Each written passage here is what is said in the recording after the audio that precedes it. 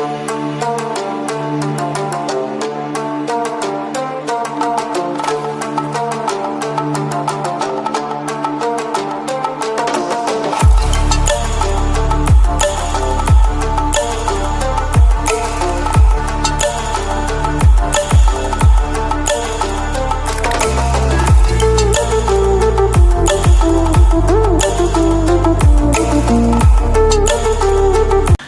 Everyone, मैं doctor Harish शाही एक बार फिर एक टॉपिक लेके आया हूं और टॉपिक का नाम है सप्लाई इलास्टिसिटी।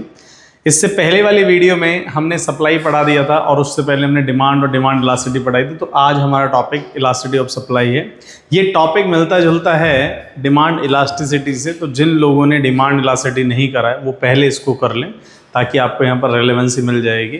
ठीक है, तो बात करते हैं गाइज इलास्टिसिटी ऑफ डिमांड क्या है। इलास्टिसिटी मतलब फ्लक्चुएशंस। तो ये तो बताया ही मैंने आपको, फ्लक्चुएशंस का मतलब इलास्टिक, क्योंकि नाम से ही ये इलास्टिक से बना हुआ है। ठीक है, फ्लक्चुएशन से।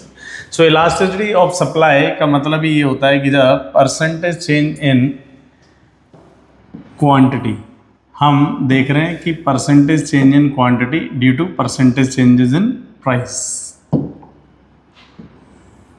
क्वांटिटी में कितना चेंज आया, किसकी वजह से, प्राइस में चेंज होने की वजह से, ये हमारा इलास्टिसिटी ऑफ सप्लाई है। ठीक है, सो कह सकते हैं एक स्टेटमेंट, कौन सा ये भाई, क्वांटिटेटिव स्टेटमेंट। हम पहले भी बता चुके, जितने भी लॉज होते हैं वो सिर्फ उसके फीचर्स को बताते हैं, यानी बेसिक्स सा बताते हैं, तो वो उसकी जो है एक क्वालिटेटिव स्टेटमेंट होता है। और किसी चीज़ की इलास्टिसिटी मतलब प्राइस में चेंज आने से क्वांटिटी में कितना चेंज आया, जब ये कोई मेजरमेंट होता है, रेस्पॉन्सिवनेस होती है। मोटा मोटा अगर हम बात करें प्राइस रेस्पॉन्सिवनेस, कोई अगर पूछे कि इलास्टिसिटी करती क्या है, तो इलास्टिसिटी प्राइस रेस्पॉन्सिवनेस चेक करती है, यानी कि प्राइस कितना रेस्पॉन्सिव है। ठीक है, सो ये एक क्वांटिटेटिव स्टेटमेंट है। तो यह इलास्टिसिटी ऑफ सप्लाई हो गया, चाहे इलास्टिसिटी ऑफ डिमांड हो गया, दोनों के दोनों ही क्वांटिटेटिव स्टेटमेंट होते हैं। और ये दोनों बताते क्या है, ये भाई दोनों की दोनों प्राइस रेस्पॉन्सिवनेस बताते हैं। प्राइस रेस्पॉन्सिवनेस का मतलब भी क्या होता है वो समझ लेना, प्राइस के चेंज होने से क्वांटिटी में कितना चेंज आया। अब ये है ना, हर एक बंदे का अलग अलग होता है, क्योंकि हम सप्लाई की बात कर रहे हैं तो ऑब्वियसली एक सेलर की बात कर रहे हैं, एक प्रोड्यूसर की बात कर रहे हैं। अगर मान लो 1 रुपये का भी चेंज है तो हो सकता है सप्लायर बदले। जैसे दिल्ली का, अगर आपने सदर बाजार का नाम सुना हो, तो दिल्ली की सदर बाजार जो होलसेल की मार्केट है, वहाँ पर है ना 1 1 रुपये का मार्जिन है, सिंपल, क्योंकि वो बल्क क्वांटिटी बेचते हैं। भाई 1 लाख पीस दे दो, 2 लाख पीस दे दो, 3 लाख पीस दे दो।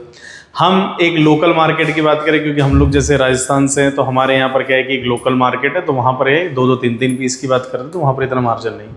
सो percentage change in quantity due to percentage change in price is known as elasticity of supply और it is a quantitative statement. So it remains positive, ये हमको ध्यान रखना है। क्यों पॉजिटिव रहता है, तो याद करो, प्राइस और क्वांटिटी, लॉ ऑफ सप्लाई हम रिकॉल करा रहे हैं, price up quantity up, price down quantity down, ऐसा ही कुछ होता था। आई होप आपको रिमेंबर है कि ग्राफ में कुछ इस तरह से बन रहा था, ये सप्लाई कर रहा था और ये अपने आप में पॉजिटिव था। ठीक है, किस किस के बीच में, प्राइस के और क्वांटिटी के। तो जब ये पॉजिटिव है तो सीधी सी बात है, ये इलास्टिसिटी ऑफ सप्लाई भी क्या रहेगी, पॉजिटिव। अब कोई पूछे सर इलास्टिसिटी ऑफ डिमांड कैसी रहेगी, नेगेटिव, क्योंकि वहाँ पर प्राइस और क्वांटिटी का इन्वर्स रिलेशनशिप होता है। ठीक है, फिर हम बात करते हैं डिग्री ऑफ प्राइस इलास्टिसिटी, यानी कि प्राइस इलास्टिसिटी की डिग्री। तो भाई डिग्री ध्यान रखना, हमारे पास टोटली 5 होती है। ठीक है, पहली डिग्री जो होती है परफेक्टली इलास्टिक होती है। अब जो लोगों ने प्रीवियस वीडियो करा है तो वो हमारे साथ कमेंट में बता भी सकते हैं कि सर कौन कौन सी होती है 5, तो फटाफट से एक बार लिख के बताना कि एक तो परफेक्टली इलास्टिक होती है, इससे क्या है आपका टेस्ट भी हो जाएगा, ऑरल जिसको कहते हैं। दूसरा होता है हाईली इलास्टिक, तीसरा यूनिट इलास्टिक, फोर्थ होता है लेस इलास्टिक और फिफ्थ होता है जीरो इलास्टिक या परफेक्टली इनइलास्टिक। ठीक है, तो सबसे पहले वाले की हम बात कर रहे हैं, डिग्री ऑफ सप्लाई इलास्टिसिटी में परफेक्टली इलास्टिक सप्लाई। इसका बनाने का तरीका बहुत सिंपल सा है कि जब प्राइस में कितना भी चेंज आ जाए, क्वांटिटी कंटिन्यू चेंज होती रहे, फ्लक्चुएट होती रहे, क्योंकि यहाँ पर इलास्टिक सप्लाई का मतलब क्वांटिटी है और परफेक्टली इलास्टिक मतलब बहुत ज़्यादा फ्लक्चुएटेड है। ठीक है, सो मैं कह सकता हूँ कि सर प्राइस ऑलमोस्ट सेम रहे या नियर बाय रहे। ठीक है, और क्वांटिटी इसकी कंप्लीटली चेंज होती रहे, तो ये सप्लाई है। अब आप याद करो परफेक्टली इलास्टिक डिमांड भी तो ऐसा ही होता था, उसमें भी यही होता था। तो ये हमको ध्यान ना E इज इक्वल टू हमारे पास क्या है, इन्फिनिटी है। ठीक है, होप क्लियर है आपका। ये हमने इसका ग्राफ देखो बना के दिखा दिया है। ठीक है, दूसरे की बात करते हैं हम हाईली इलास्टिक की। हाईली इलास्टिक में क्या होता है, ये चीज समझ लो।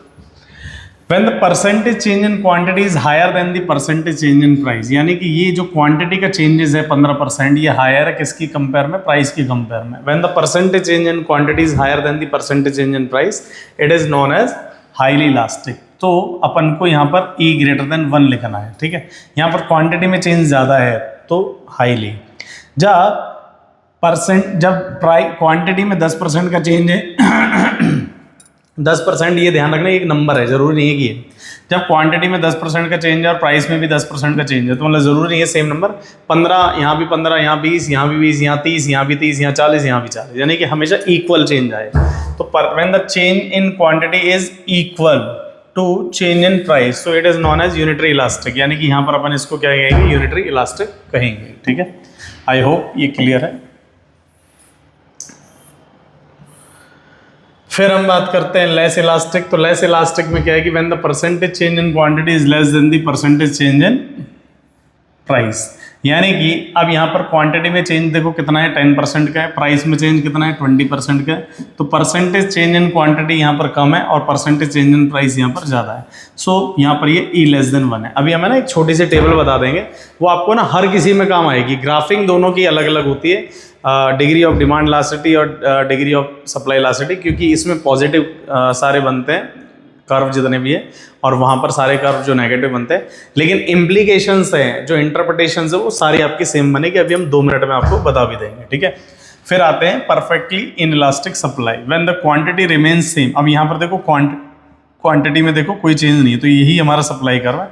और प्राइस कीप्स चेंजिंग, प्राइस यहाँ पर जो है बार बार बदल रहा है, तो यहाँ पर E इज इक्वल टू 0 है, तो ये हमको ध्यान रखना है। अब एक छोटी सी टेबल हम लोग बना देते हैं, उससे क्या है कि आपको हमेशा, चाहे वो डिग्री डिमांड इलास्टिसिटी की हो, चाहे वो सप्लाई इलास्टिसिटी को, आपको हमेशा याद रहेगा। ठीक है, पहली बात तो ये सारा का सारा रिलेशनशिप क्वांटिटी का होता है, चाहे वो किसी का भी हो। दूसरा चीज़ है, यहाँ पर हम लोग रिजल्ट्स की बात कर रहे हैं। ठीक है, क्वांटिटी कंटिन्यू चेंजिंग, तो ये E is equal to infinity आ जाएगा। अगर कंटिन्यू चेंज हो रही तो ये हो रही है। ठीक है, दूसरा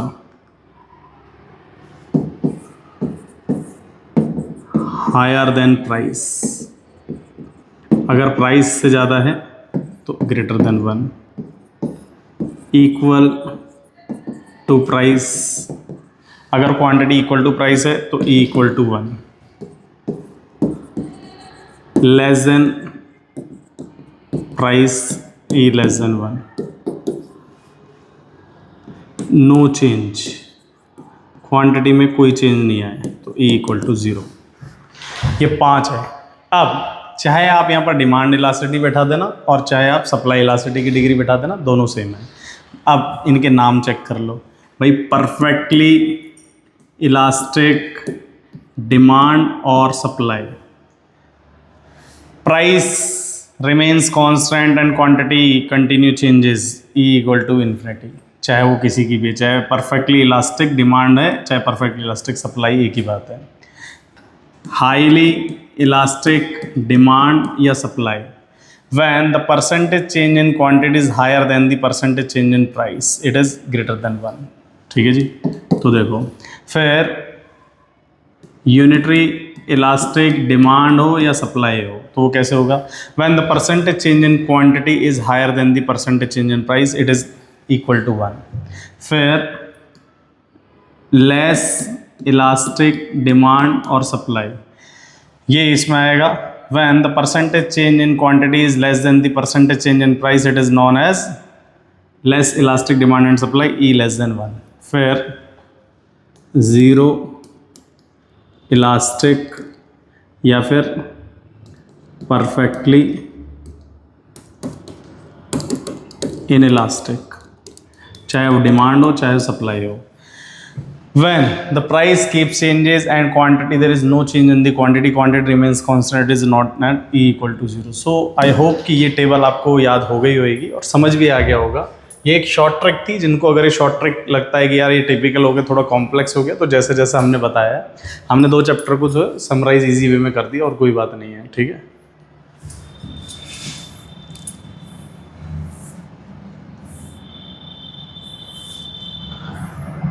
फिर आते हैं हम लोग methods to measure the elasticity, यानी कि इलास्टिसिटी को मेज़र करने के कौन कौन से मेथड है। तो ये वाला जो मेथड है वो बहुत कॉमन है, परसेंटेज मेथड। परसेंटेज मेथड जो है डिमांड में भी सेम चलता है, percentage change in quantity divided by percentage change in price, यानी कि delta Q upon delta P into P upon Q, ये भी चल सकता है। डेल्टा का मतलब चेंजेस होता है, ठीक है।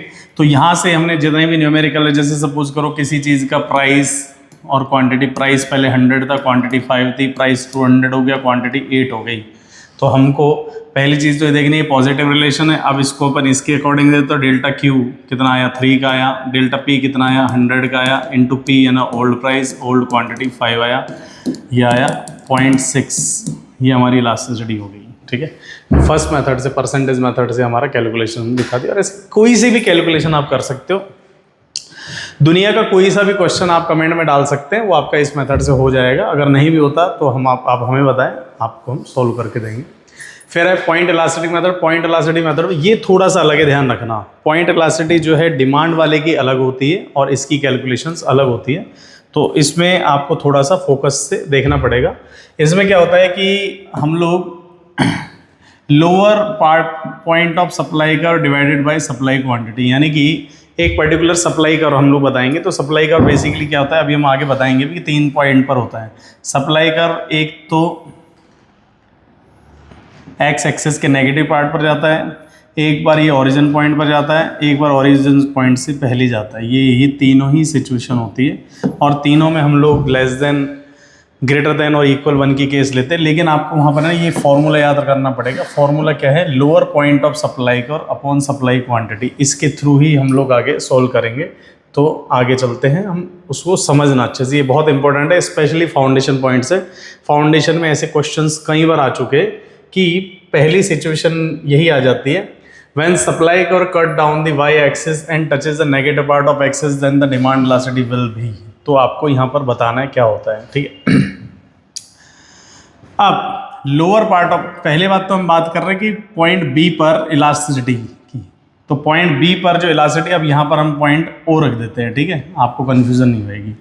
तो ये लोअर पार्ट ऑफ सप्लाई कर, तो लोअर पार्ट इस सप्लाई कर का लोअर पार्ट तो ये भाई पूरा है ए सी अपॉन सप्लाई क्वांटिटी। क्वांटिटी तो 0 से शुरू, क्वांटिटी नेगेटिव थोड़ी हो सकती है, तो ये हमारी ओ से सी तक ये हमारी क्वांटिटी होगी। अब देखिए जो डिनोमिनेटर है वो स्मॉल है और न्यूमरेटर थोड़ा सा लार्ज पार्ट है, तो E ग्रेटर देन 1, ये सिचुएशन रहेगी, ठीक है। दूसरा, व्हेन सप्लाई कर टचेज द ओरिजिन पॉइंट, तो ओरिजिन पॉइंट क्या होता है हमेशा 0, तो लोअर पार्ट O। अब यहाँ पर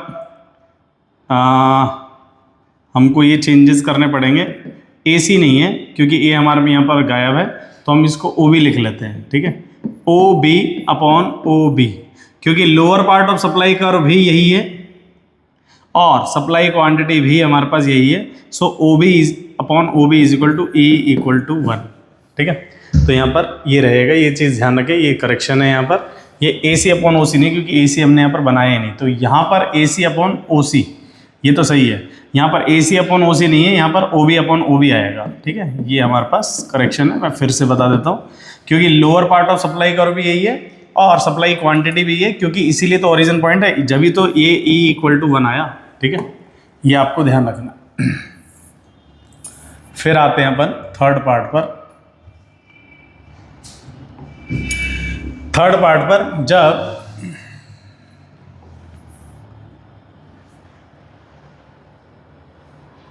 सिचुएशन 4 नहीं है, सिचुएशन थर्ड है, when supply curve touches the positive part of x axis before the origin point। अब ये तो सप्लाई कर्व का जो है, मतलब ये x एक्सिस का नेगेटिव पार्ट होता है जो फर्स्ट सिचुएशन में था। सीधी सी बात है, ध्यान रखना, सप्लाई कर्व यहाँ पे टच करेगी तो ग्रेटर देन 1, यहाँ पर टच करेगी तो इक्वल टू 1, और इससे पहले करेगी तो लेस देन 1। तो अब यहाँ पर क्या सप्लाई कर होगा, लोअर पार्ट ऑफ सप्लाई कर। तो अब यहाँ पर बी पॉइंट के लिए ये देख रहे हैं, बी पॉइंट के लिए AC अपॉन OC। तो देखो यहाँ पर डिनोमिनेटर लार्ज है और न्यूमरेटर स्मॉल है, तो क्योंकि यहाँ पर AC ये रहा, this divided by this particular part, तो यहाँ पर ये लेस देन 1 आएगा, तो E लेस देन 1, ये हमारी सिचुएशन है। ठीक है, फिर आते हैं हम लोग, कई बार ये पूछता है सेफ प्राइस या सेफ पॉइंट क्या है। A price where supply quantity is 0, और we can say that a price where supplier do not supply any quantity. ये सप्लायर आएगा यहाँ पर, सप्लायर, माफ़ करना ये कई बार टाइपिंग एरर हो जाते हैं और हमसे ही होते हैं, तो ऑन द स्पॉट हम लोग देख लेते हैं। Supplier do not supply any quantity, this situation happen in E equal to 1। तो हम यहाँ पर एक बार फिर से देख लेते हैं। देखो ये हमारा 0 है, ठीक है, और ये सप्लाई का हमारा नेगेटिव पार्ट पर गया। ठीक है, अब यहाँ पर हम A पॉइंट के लिए बात कर रहे थे। ठीक है, ठीक है, अब यहाँ पर हम मान लेते हैं B, यहाँ पर हम C। तो हमने याद है कहा था BC अपॉन OC, तो ये E ग्रेटर देन 1 आ गया था। ठीक है, यहाँ पर हमें एक और पॉइंट देते हैं, सपोज करो D, इस वाले को। तो कोई पूछेगा D क्या है भाई, ये प्राइस होता है, ये क्वांटिटी होती है, ये तो है। अब D एग्जिस्ट तो कर रहा है प्राइस के लिए, मैं यहाँ पर ये D एग्जिस्ट कर रहा है यहाँ से यहाँ, दिख रहा है, यानी कि प्राइस तो है। सपोज करो 10 रुपीज़ है, लेकिन क्वांटिटी कितनी है 0। तो एक ऐसा price, a price when supply quantity is 0, तो देखो सप्लाई क्वांटिटी 0 है, और we can say that a price where supplier do not supply any quantity. इस प्राइस पर सप्लायर कोई क्वांटिटी सप्लाई नहीं करेगा, क्योंकि उसका मार्जिन लेवल 0 है, वो हमेशा इससे ऊपर के प्राइस पर ही सप्लाई करेगा। ये बहुत मतलब डेप्थ की बात है, बहुत कम लोग समझा पाते हैं इस चीज़ को कि सेफ पॉइंट क्या होता है सप्लायर का। तो एक ऐसा प्राइस, जैसे कई बार आपने अगर दुकान पे गए भी होंगे या फिर आप में से कोई बिजनेस फैमिली में होगा तो वर्ड सुना होगा कि भाई साहब वो आजकल नहीं रखते आप, तो क्योंकि अब उसमें मार्जिन नहीं है। मार्जिन नहीं है मतलब सप्लायर, भाई प्राइस तो है, उस चीज़ का प्राइस तो है, लेकिन उस चीज़ पर सप्लायर को बेच के कोई फ़ायदा नहीं हो रहा, फ़ायदा ही नहीं है तो रखेगा ही क्यों, नहीं रखेगा, नहीं रखते भाई। इस तरह से कि नेक्स्ट है ये topic factor affecting the elasticity of supply, यानी कि आपका फ्लक्चुएशंस, यानी क्वांटिटी किस किस चीज़ पे डिपेंड करती है। तो क्वांटिटी भैया आपको बहुत सारी चीज़ों पर डिपेंड करती है। सबसे पहले ड्यूरेबिलिटी, ड्यूरेबल गुड्स पे जो सप्लाई होती है वो कैसी होती है, ये चीज़ आपको समझनी पड़ेगी। तो ड्यूरेबल गुड्स पे जो इलास्टिसिटी ऑफ सप्लाई है E ग्रेटर देन 1 है, ये भाई आपको याद करना पड़ेगा, इसमें एक्चुअल में कोई लॉजिक भी नहीं है। पेरिशेबल गुड्स पे E लेस देन 1 और E equal to 1 depends on the situation. ये हमने क्यों कहा है, क्योंकि MCQ क्वेश्चन में कई बार आ जाए कि पेरिशेबल गुड्स पे इलास्टिसिटी ऑफ सप्लाई कैसी है, और ऑप्शन में अगर E इक्वल टू 0 है ना, तो इक्वल टू 0 आंसर होता है। कई बार ऑप्शन में E लेस देन 1 है तो आंसर वही होता है। अगर दोनों हो तो केस में याद रखना E लेस देन 1 आंसर होता है। ठीक है, टाइम फैक्टर, अगर टाइम बहुत ही कम है तो आप सप्लाई में चेंज नहीं कर सकते, तो E इक्वल टू 0 हो जाता है। थोड़ा कम टाइम है तो आप चेंजेस थोड़े से कम कर पाते हैं, क्योंकि short term. Long term period है तो आपका टाइम बहुत है चेंज करने को सप्लाई में, तो आप ग्रेटर देन 1 की सिचुएशन में जा सकते हैं, वहां पर आपको कोई टेंशन नहीं आएगी। सो technique complex and capital intensive अगर है, अगर आपकी जो टेक्नोलॉजी है वो अगर कैपिटल इंटेंसिव है या फिर मान लो कॉम्प्लेक्स है थोड़ी, तो E लेस देन 1 की सिचुएशन रहेगी। और अगर आपकी टेक्नोलॉजी जिससे आप प्रोडक्शन कर रहे हो बहुत ईजी है या फिर लेबर इंटेंसिव है, तो E ग्रेटर देन 1। ये ना बेसिक एक नंबर के क्वेश्चन हो जाते हैं, या फिर कई बार MCQ में बहुत बार ऐसा पूछा जाता है, तो इसमें एज सच कुछ है नहीं लॉजिक। ठीक है, नेचुरल कॉज की अगर बात करें, इमरजेंसी के टाइम पे due to natural cause the price is rising. Production level की बात करें, अगर production level is high then, अगर प्रोडक्शन लेवल बहुत बड़ा है तो ग्रेटर देन 1, क्योंकि हम चेंज कर सकते हैं। अगर प्रोडक्शन लेवल बहुत कम है तो E less than 1। And this is the last point, the future expectation of price change. अगर फ्यूचर में प्राइस चेंज की एक्सपेक्टेशन है तो लेस देन 1, अगर फ्यूचर में प्राइस के जो फॉल होने के चांसेस है तो नहीं, ये फ्यूचर एक्सपेक्टेशन में थोड़ा सा चेंजेस है, इसमें मैं आपको बता देता हूँ। Future expectation of price change, अगर प्राइस चेंज की एक्सपेक्टेशन है, ठीक है, फ्यूचर में, तो E ग्रेटर देन 1 होता है। अगर प्राइस चेंज की एक्सपेक्टेशन नहीं है फ्यूचर में, तो E<1 होता है, यानी रिजिड हो जाती है प्राइस। तो ये थोड़ा सा यहाँ पर भी एक करेक्शन है। So this is all about for the day guys. हमारा चैप्टर ये यहाँ पर फिनिश हुआ, सप्लाई पूरा कंप्लीट हो चुका है। तो आप देख सकते हैं हमने आपको कंज्यूमर बिहेवियर के अंदर डिमांड करा दिया, सप्लाई करा दिया है और इलास्टिसिटी भी हो चुका है। इसके अलावा हम लोग जो सप्लायर के पॉइंट ऑफ व्यू पर आ चुके हैं, इसके बाद हमारे जो नेक्स्ट टॉपिक्स रहेंगे वो प्रोडक्शन रहेगा, देन कॉस्ट रहेगा, उसके बाद हम मार्केट पे आएंगे। So this is all about for the day. Video को लाइक करें, शेयर करें और ज़्यादा से ज़्यादा लोगों तक पहुँचाए जिनको इकोनॉमिक्स टफ लगता है। इकोनॉमिक्स हम लोग बिल्कुल ईजी कर देंगे। Thank you so much.